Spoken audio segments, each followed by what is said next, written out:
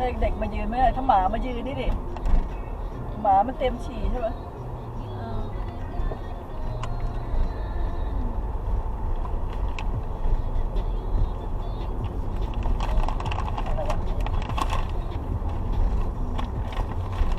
อะไรวะ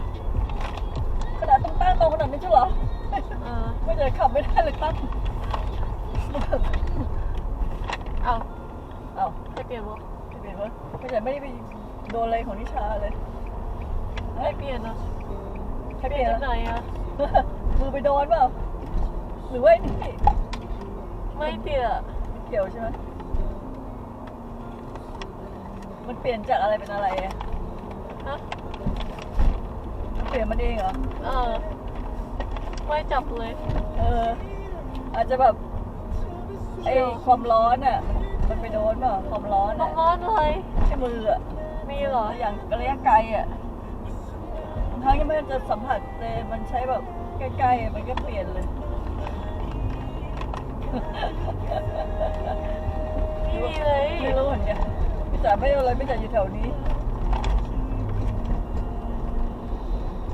ใครโดนวะพี่ไม่ใครโดนเลยใครอะไม่รู้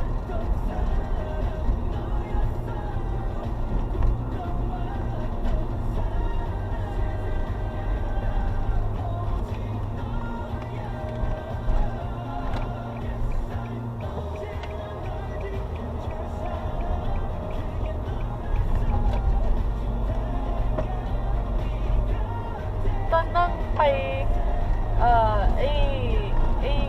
ของ ACT อ่ะมีคนแก่มานั่งอ่ะ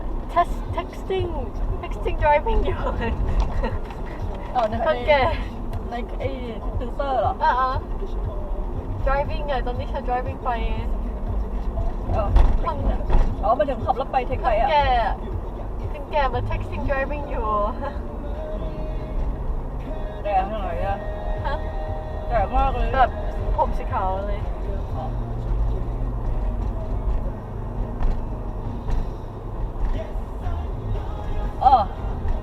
AP เทสจ่ายกี่อันอะฮะอะไร AP เทสอะกี่เทสกี่อัน pre test อะไร AP เทสอะไม่ต้องจ่ายเงินอะอะไร pre ACT อะ AP หนึ่งแค่อันนึงแค่อันเดียว